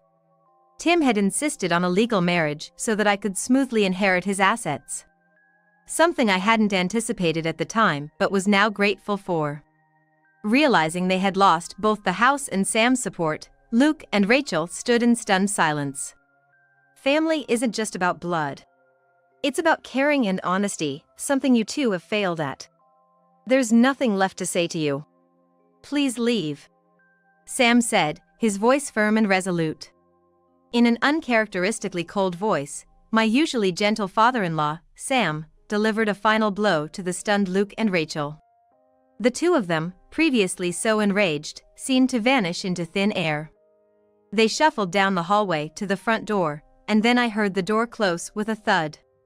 Half a year has passed since that last encounter with Luke and Rachel. I'm about to lock the door of my new apartment and head to my job. The house was raised and put up for sale, and Sam decided to move into a facility. He proposed this soon after Luke and Rachel left. Approaching 80, Sam is still relatively healthy for his age, but he's aware that his abilities are waning. He probably disliked the idea of burdening me with his care. Despite my insistence that he shouldn't worry about me, Sam seemed resolute in his decision. He still has savings, enough to cover the cost of the nursing home, so he expressed his wish to move there. We discussed it for a while, but considering the possibility of trouble occurring while I'm at work, I reluctantly agreed to his proposal. Fortunately, the nursing home Sam is moving into is near my workplace. Visiting him for about an hour after work has become my daily routine. Hi, Sam, how are you today? Hello, Catherine. I'm doing well, and you look great too. He now walks with a cane and seems much smaller than before, bent over with age. But his voice and complexion appear healthy, and I am relieved. As we chat in the meeting room, other residents pass by and greet Sam, who seems to have become quite popular in the home. Since then, I've received several calls from Luke and Rachel, begging for money. It seems their dream home has become a distant fantasy, and they are struggling in a small, old rental house. Their pleas, desperate and faint, find no sympathy in me. My consistent refusal eventually led to the cessation of their calls. Now, I look forward to my visits to the nursing home and enjoy my peaceful life in my beautiful apartment. I sincerely hope these days continue. My name is Susan Thompson. I'm a lawyer, employed, but I've followed a proper path and landed a legitimate job. I've been married for about 13 years. My husband was previously engaged and has a daughter, Molly, from that relationship. We remarried, but now that she's in her teenage years, she's increasingly ignoring me. I've always believed that she would understand someday, so I've worked hard both at my job and as a mother. Time passed, and when she brought home her fiancé, Simon, "I won't involve myself with you, you're a stranger to me." He said something shocking. To my dismay, both my husband and daughter agreed, telling me to leave the room and the house, claiming I'm not a real family member. Despite all my efforts, I was speechless at their unexpected treatment. It takes me back 13 years. "I want you to become my daughter's mother." My husband had proposed to me. Back then, I had no experience with marriage. Just like my mother lovingly disciplined me, I tried to teach my daughter, Molly, the difference between right and wrong. "If you stay out this late, it's not good." "Who do you think you are? Pretending to be my mom? You're not my mom, so stop acting like it. You're just a housekeeper. Just clean and cook for us." "How can you say such things to a parent?" "That's because you're not my parent." She retorted like that. I cooked for her, and she would frown at the table saying, "What's this?" "It's meatloaf." I'd respond, thinking it's a dish young people would like. "What? Can't you make anything else? It's like you only know one recipe." "That's not true. Yesterday, I made chicken, and the day before that, fish." I wasn't in the mood for meatloaf today. She would leave and then come back with a burger. Meatloaf or a hamburger, aren't they similar? I thought so, but couldn't say anything. Yet, she always wanted more pocket money than usual. "Hey, I need some money. I gave you some at the beginning of the month." "What? That's not enough. My friends get way more. I get so little. I can't even hang out with my friends. If I get left out, it's all your fault. You're in middle school. I can't give you that much. I've discussed this with your dad." Ugh, always bringing up dad. A real mom would give me money on the sly. "You're useless." "Fine, give me money for textbooks then." "Textbooks? How much?" "About $50. "Well, I guess that can't be helped." I gave her the money, but it seemed she never bought the textbooks. This continued, and when I talked to my husband, he just said, "Molly's going through a rebellious phase. It can't be helped." I was upset with Molly, but even more so with my husband's attitude. Time passed, and after Molly graduated from college, my husband suddenly wanted to rebuild our house. "What? We don't have that kind of money." "We'll get a loan." "A loan? We can't work for another 10 years. We'll just be left with a loan." "If we don't, Molly will get married and leave." "That's natural, isn't it?" "No, it means she'll leave the house. I don't want to let go of Molly. We need a nice house for that. If we have a grand house, any man she might find will want to live here." "I don't think so." "No, it's settled. You think it's okay to marry her off because she's not your real daughter. I absolutely disagree. We need to rebuild this house to keep Molly here." "What about the remaining loan?" "If Molly gets married, the young couple can take it over. If they live here, they'll pay for it." "Isn't that unfair?" "As long as we're working, we'll pay it. No problem there." "But we can't keep our current salary forever." "Enough. I've decided. Don't argue. This is not a discussion. It's decided." So, we ended up rebuilding the house, and Molly was thrilled when she heard about it. Really, Dad? Yes, really. I can't let a cute daughter like you live in such a shabby house. That's why we're building a new one. But there's a loan. We can't work forever. You'll end up with the loan. What? Dad, she's being annoying. She's trying to ruin my dream. See, Molly's fine with it. You don't need to say anything. You're making a fuss when my daughter is happy. This marriage was a mistake. How can you say that? In the end, they didn't care about my opposition, built the house, and soon after, Molly brought her fiancé home. And now, I'm being ousted as an unwanted person. Hey, how long were you planning to sit there? You're not her mom, so just leave already. Exactly. How slow can you be? Just go. Hearing them again, I snapped back to reality. Yes, right. I muttered, getting up to gather my things in the bedroom. Alone in the bedroom, packing my bags, tears started flowing. From the living room, I could hear the three of them chatting happily. Oh, so Simon is a lawyer, and he owns such a big office. That's impressive. Molly, you've caught yourself as an amazing man. Dad, please. Caught is such a harsh word. My apologies. It seemed my husband was reassured just knowing that Molly's fiancé was a lawyer. Indeed, a young lawyer like him would likely keep working and be able to pay off the house loan. And as a business owner, he must be earning far more than me, a mere employed lawyer. I see, so that's how it is, I thought to myself. Despite understanding, the pain of all my past efforts being shattered by the appearance of this fiancé was unbearable, and I struggled to pack my bags. Eventually, I managed to stuff my personal belongings into a suitcase and went back to the living room. I will leave now. What, you're still here? Don't bother announcing it. Just go. Simon might get upset. I informed them I'd return later for the rest of my things, and left the house. From the living room, I could hear my husband and daughter's cheerful voices. Even though she's a lawyer too, she's just employed. She's no match for Simon. Now that she's gone, the house feels so much cleaner. Their words pierced my back as I hurried out the door. Suddenly homeless, I stayed in a hotel near my workplace before finding a new place to live. My new home felt empty, but it was far better than being with them.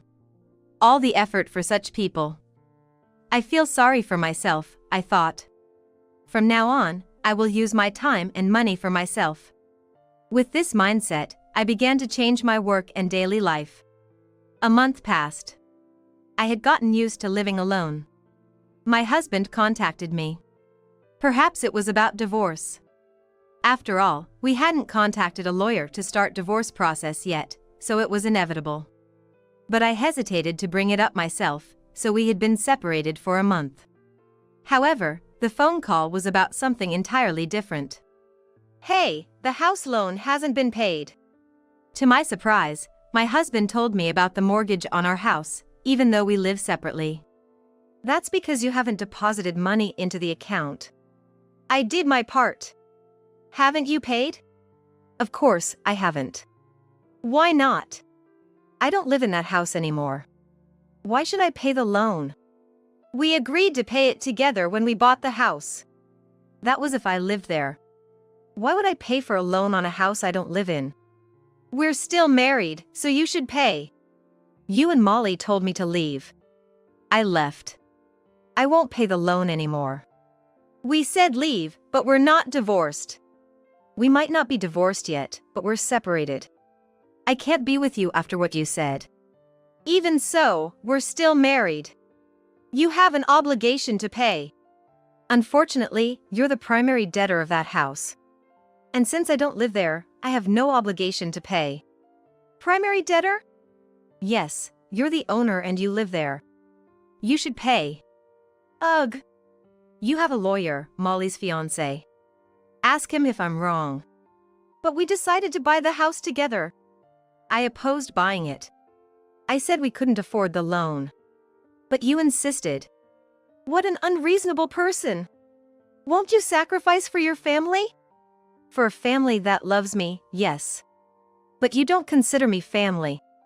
Otherwise, you wouldn't have said those things. Besides, the young couple will eventually pay, right? Let them start now. He's a capable lawyer who runs his own firm. He must have the money. If he can pay, that is it.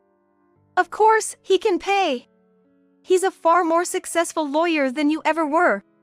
He earns way more than you could ever imagine. Well, that's good for you then. I just hope it doesn't hurt too much. What do you mean by that? You'll understand in time. Annoyed, he ended the call with, "What an insufferable woman."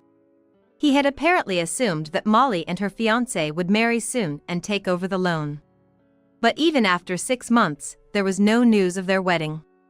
They were living together at his house, seemingly without contributing to household expenses or bills, essentially freeloading. Occasionally, he would call me, confused about their activities, as they would leave and return without explaining what they were doing. But such a situation couldn't last forever. 6 months later, he called me again, this time sounding desperate. "Those two still aren't getting married." "I see. They live together. I heard that the other day." "Oh, that's right. They live together, but they don't contribute to the expenses at all."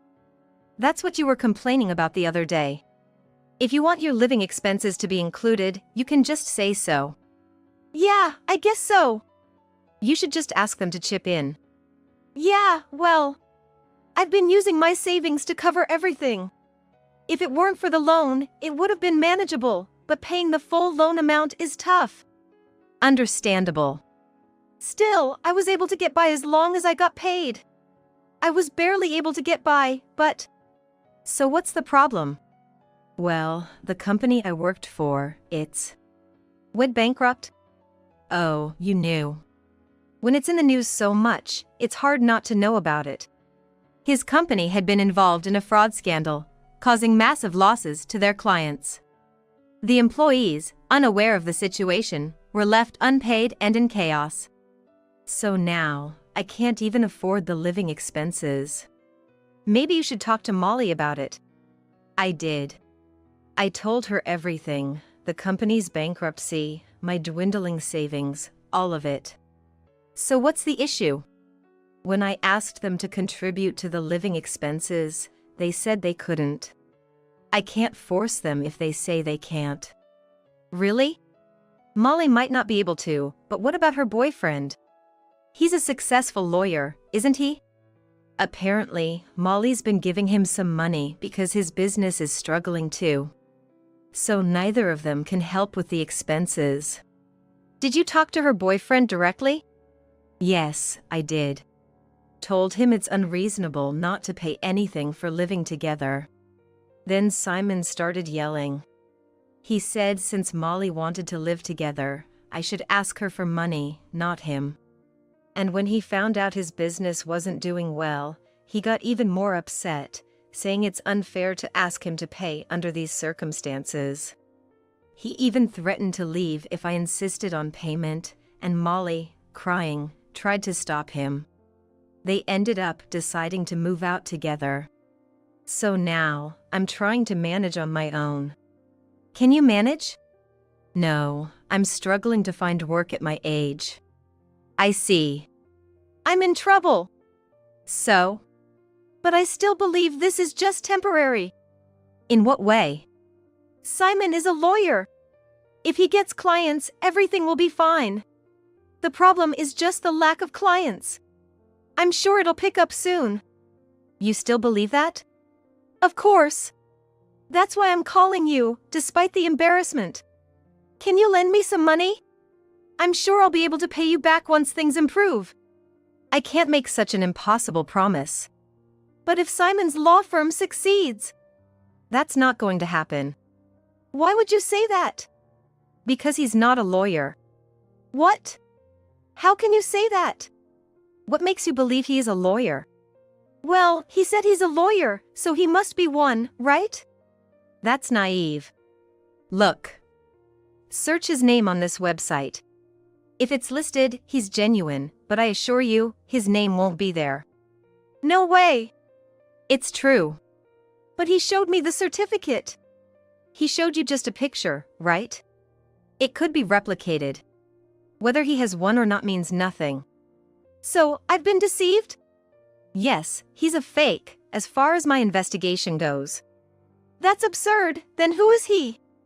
By the way, do you have the house's deed? Of course I do. Why wouldn't I?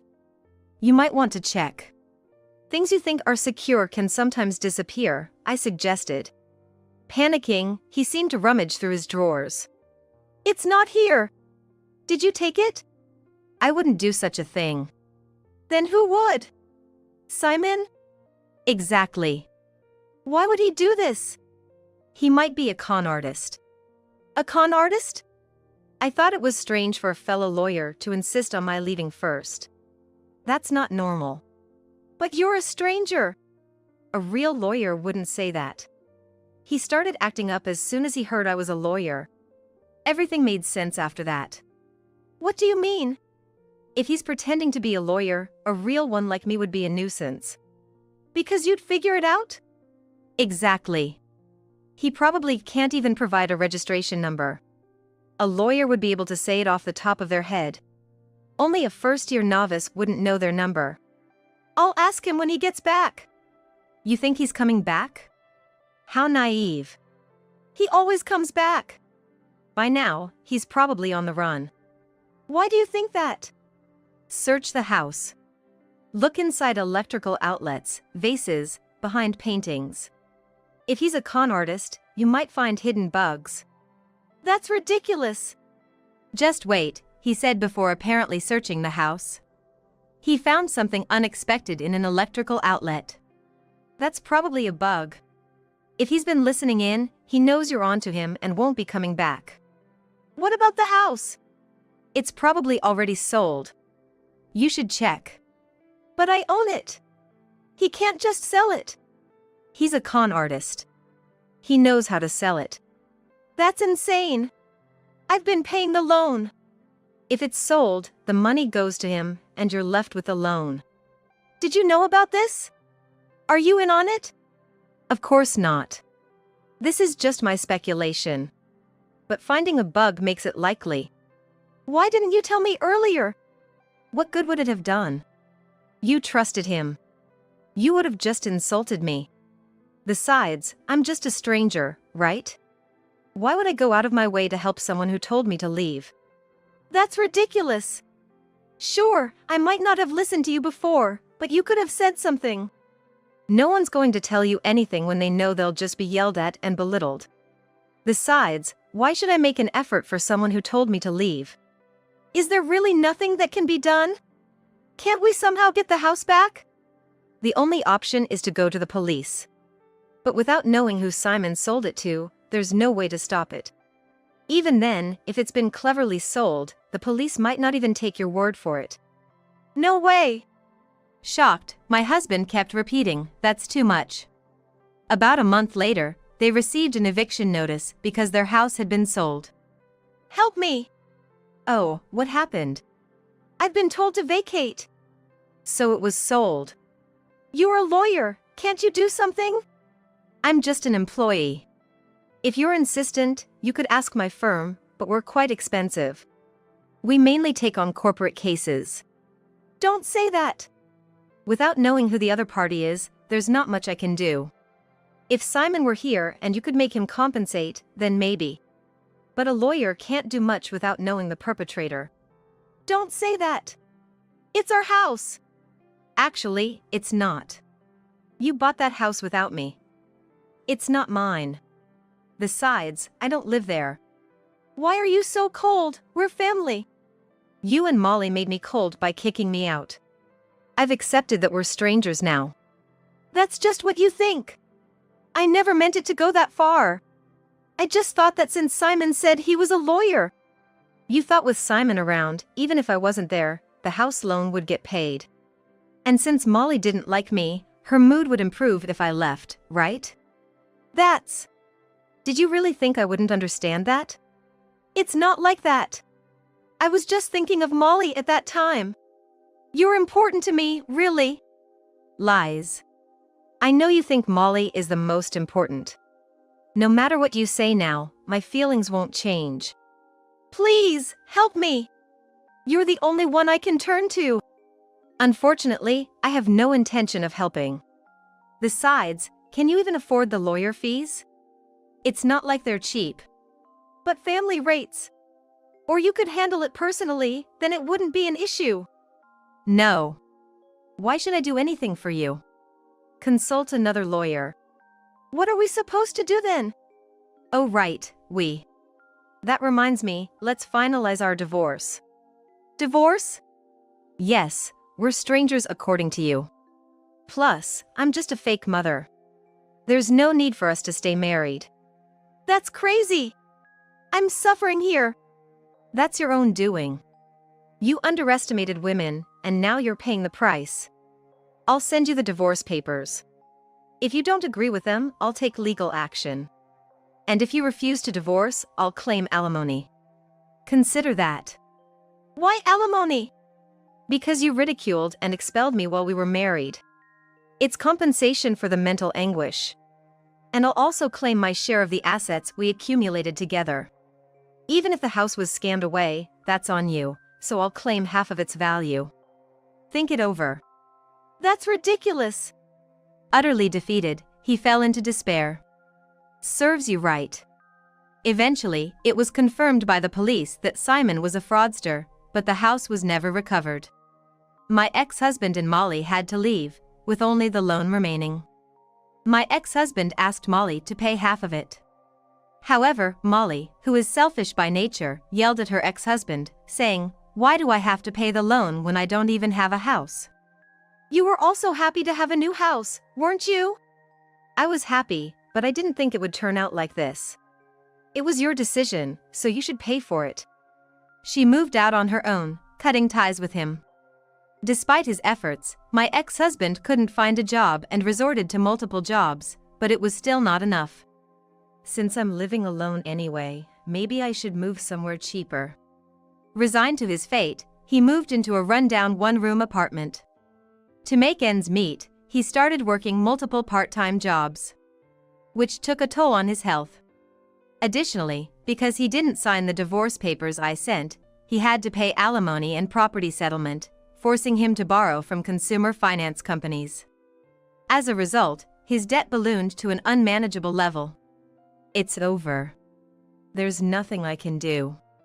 Ultimately, he chose to file for bankruptcy and is now living a bare minimum life.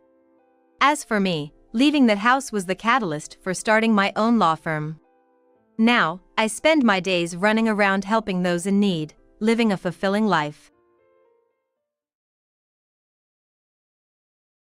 Hey, high school dropout. Try greeting in French. Huh? You can't do it because you're just a high school dropout, huh? My sister, laughing, prompted me to introduce myself in French. She must think I'm barely competent in French because I'm just a high school graduate. To her, I replied with a smile. Got it. Leave it to me. Ignoring my surprised sister, I began revealing her secrets in French. I'm Jessica Wood, 28 years old. Born into a typical American white-collar family. I have a younger sister, Emily, 3 years my junior. My dad is a middle management executive, and my mom, now a part-timer, used to be a homemaker. Emily, unlike me, was cherished by our parents since she was little. Mom, unable to attend college due to family circumstances, was determined to ensure her children went to college. However, as the eldest daughter, I wasn't academically inclined. By the time I reached the 3rd grade, my parents had given up on the idea of sending me to college. In contrast, Emily was smart and fairly pretty from a young age. So, our parents doted on her, the more capable child. They sent her to a prestigious private middle school, while I attended the local public middle school. Emily, unlike me, was accepted into a prestigious private high school, but I ended up at a public high school known locally for its troubled students. You're just not cut out for academics. We'll let you finish high school, but after that, you're on your own. We're saving our money for Emily, my mom said. Dad just nodded in agreement. So, after high school, I had to start working. But I had no idea what to do, as everyone around me went off to college. Feeling lost, I managed to get a job at a delivery company, thanks to a recommendation from a high school teacher. They had a dormitory, so I decided to move out. It was supposed to be for Emily's sake, but she herself said, "I've always disliked you. Dumb and ugly, I just wished you'd disappear.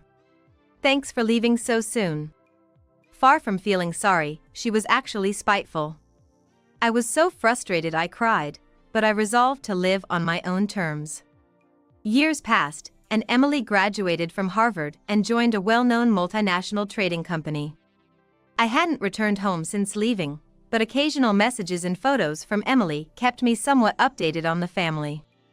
Dad was laid off due to poor company performance and now worked behind the scenes at a local supermarket. Mom continued working part-time. Emily did offer some financial support, but mostly spent her money on spas and yoga classes, so Mom couldn't quit her job. One summer, Emily insisted I come home, so I did. For the first time in about 8 years. I didn't want to return at all. Arriving home, I said I'm back, but got no response. As expected. So I just went in and found my parents and Emily. "You didn't have to come back. Emily's being nice letting you in this house. Be thankful to her," Mom said harshly. Mom had aged as expected over the years. "What, no gifts? You're still a disappointment," Dad added. His hairline had receded noticeably. Seeing how much they'd changed, I felt the weight of my absence. Emily, lounging on the sofa, glared at me and said, "Still as ugly as ever, huh? Living in the countryside, eating nothing but potatoes? Fits a clumsy sister like you. Anyway, why don't you sit over there," pointing with her chin to a spot. I wanted to retort, "You haven't changed either," but held back. I didn't want to tell her, but since it's a celebration, I thought I'd share. "A celebration? Don't tell me you're getting married?" Exactly that. And guess what? He's the president of a major French food import company. A foreigner living in France. He's a really nice guy. He's gonna take care of us, even building us a mansion in France after we marry. Despite it being Emily's fiancé who's doing everything, Dad said it with an air of importance. "That's right. Who would have thought we'd be living in France? Good thing we put our hopes in Emily. If we'd relied on you, nothing like this would have happened."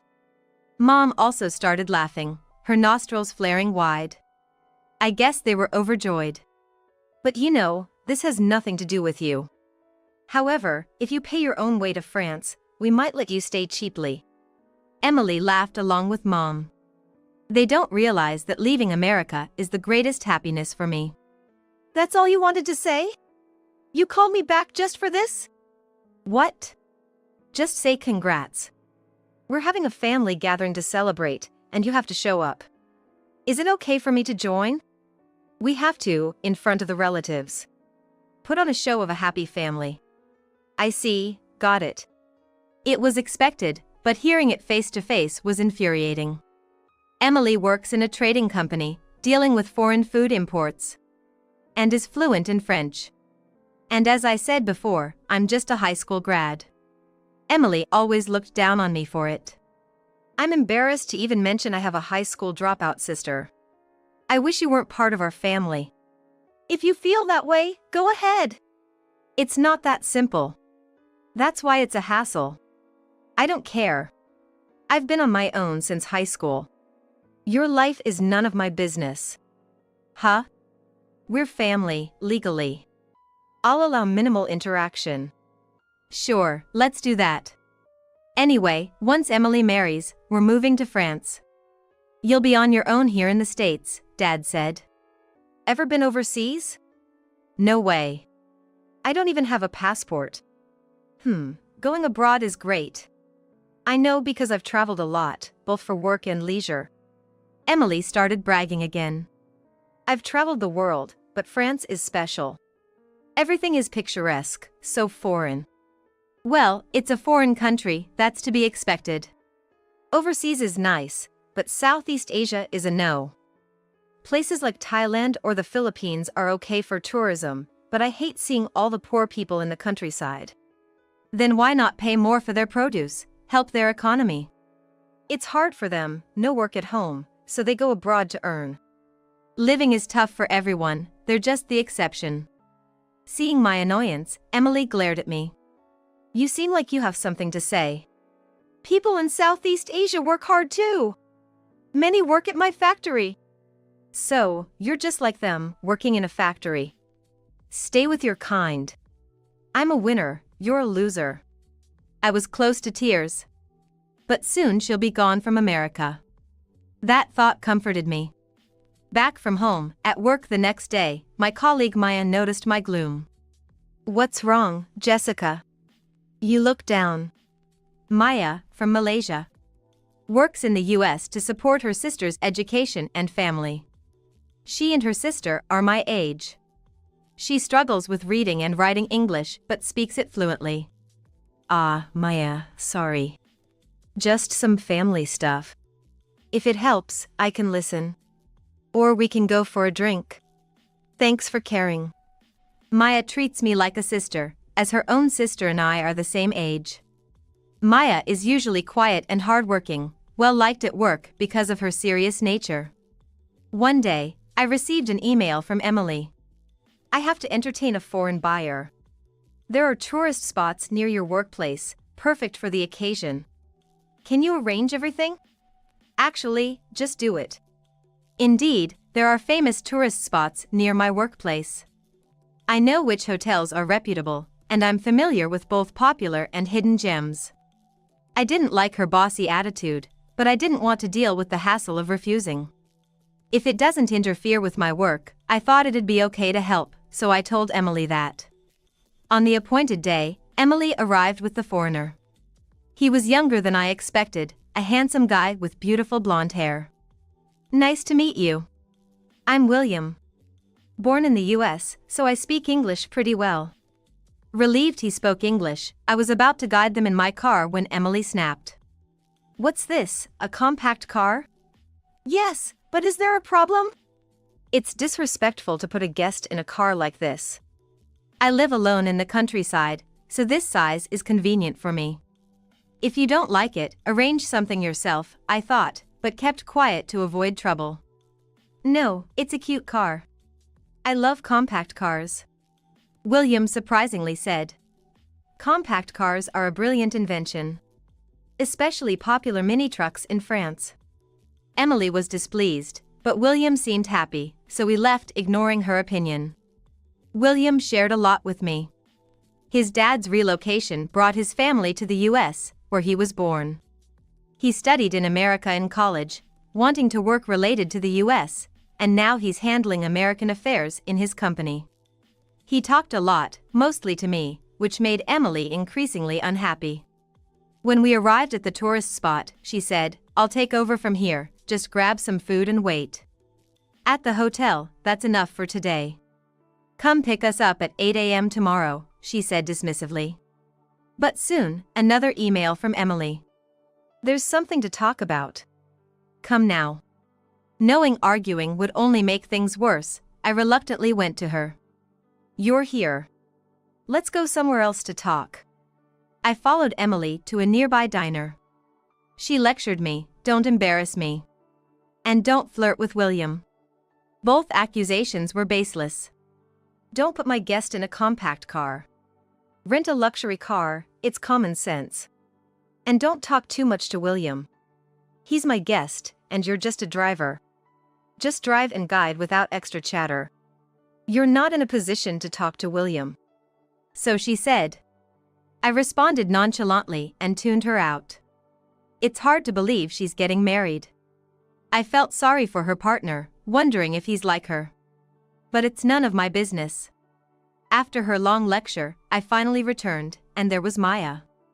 Welcome back, Jessica. You're late. You look troubled. What happened? Just tired from talking to Emily. How about we have a drink in my room?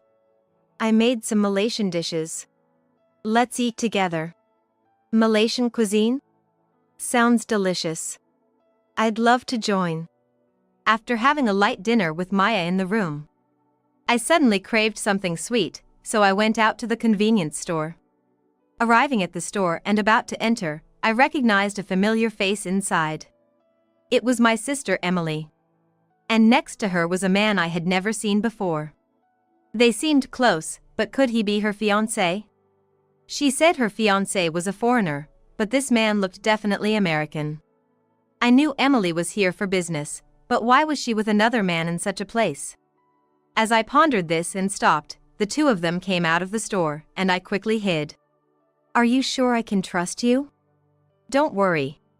Even if I get married, I plan to divorce soon, within a year, and return to America. Then I can live with you.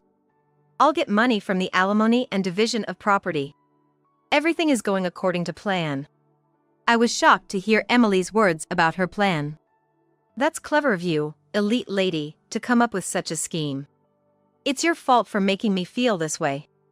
Emily said about the man, named Takashi, who then silently pulled her chin and kissed her, not caring that they were outside. I recorded their conversation on my smartphone camera, feeling like I had done a good job. I finished shopping at the convenience store and hurried back to the dorm. Even after returning, my heart was still racing from what I had seen. As time passed, I couldn't forget the shocking event. Then I received news about a family gathering to celebrate Emily's engagement. Honestly, I didn't want to go, but since it was a family event, I felt obligated to attend. My mother was very proud of Emily's engagement to a foreign company president. Emily's fiancé is a French company president. They plan to build a mansion in France after getting married. And then, we're all going to live there together. Next year, we'll be in France. My mother was more talkative than usual, perhaps due to the alcohol. Emily was also in a good mood, smiling broadly. He's the president of a company that does business with mine. I handled their account and got close to him, leading to the proposal. He said I was as beautiful as a doll. Emily's boastful talk seemed ridiculous to me. I was drinking alone at a distant seat, but Emily approached me. Why are you sitting alone? You won't find a president, but maybe you'll manage to find a plain man. Even though I ignored her, she continued, well, we'll be living in France after getting married. We plan to sell the family home and move to France, so you'll have no home to return to. You should just live on your own. It's none of our concern. Feel free. I don't need to be treated like family anymore. That sounds like sour grapes to me. Well, I'll live my life my way, so please stop interfering. That's my line. Don't expect anything from my wealthy husband just because we're family. I wouldn't dream of it. Just make sure you don't end up divorcing quickly and returning to America. What are you saying? That's rude. Oh, did I hit a nerve? What are you talking about? We're going to swear eternal love before God. You don't believe in God, but you're making vows to him? What a farce. I have that much feeling. Whatever you say sounds like a loser's howling. Our voices got louder, and we were eventually stopped by people around us, but Emily's panic suggested the previous conversation was true. Finally, Emily's fiancé was coming to America. Emily and our parents went to the airport to pick him up, but I was to meet him at a family dinner. On the day of the dinner, I headed to the designated hotel. As usual, my parents were unpleasant. The banquet was held in a private room of a traditional restaurant, with Emily and Jack already seated when we arrived. It was my first time meeting Jack. He seemed like a genuinely nice guy, 38 years old. Upon our entrance, Jack, with a friendly smile and somewhat awkward English, greeted, "Nice to meet you, I'm Jack." Emily then fluently introduced our parents in French. When it was time to introduce me, Emily smirked unpleasantly. Come on, high school grad. Greet him in French, will you? Facing Emily's mocking, I smiled back and said, Okay. After a brief cough, I began speaking in French. Welcome to America, Mr. Jack. My name is Jessica, Emily's sister. I currently work at an American delivery company. Emily has been hiding a secret from you, which I will now explain. Eh? How can you speak French? Oh, a Malaysian colleague at my workplace taught me. Might have a bit of an accent. Indeed, I had been learning French from Maya. Although Malay is Malaysia's official language, Maya was also fluent in French. During breaks and days off, I learned French from Maya. I've always liked French, often watching movies and dramas, and now I use online videos to study. I see you've studied, but what secret are you talking about? The past bullying? That's ancient history, Emily began to rant. No, not old stories. This is recent. Jack looked puzzled as we spoke in English. Then I explained in French. Sorry. What I want to discuss is how my sister is planning to use her marriage to you for her own gain. Her own gain? What do you mean? Jack asked with a puzzled expression. First, please watch this video. I showed him the video on my smartphone. It was the scene of Emily kissing Kyle in front of the convenience store, which I had accidentally recorded. I translated the English conversation into French on the spot. This was recently filmed. The woman is my sister. Her face is hard to see, but the man is Kyle, a colleague from my sister's company. I knew that much from their conversation at the time. What does this mean? Jack's face turned stern. Emily, what's this about? Explain. This is fake. I only love you. As Emily, Jack, and I argued in French, our parents were confused. You claim this video is fake, but it's enough to make me distrust you. I will conduct further investigations. As I translated for our parents, they began to panic. Emily, is what Jessica is saying true? Isn't this just a lie Jessica made up for revenge? My mother tried to defend Emily. No. This is all true. Jack, don't be deceived. Jessica is just a high school graduate with bad conduct. We disown her for this disrespectful behavior. Sorry for any inconvenience. That's right. Jessica is just jealous of her beautiful and successful sister, trying to ruin this marriage. My father added. Of course, they were speaking English, which Jack couldn't understand. Come on, Jessica, explain properly to Jack. If they insist, I told Jack. My parents are claiming my story is not true. But there's no proof to show it's a lie.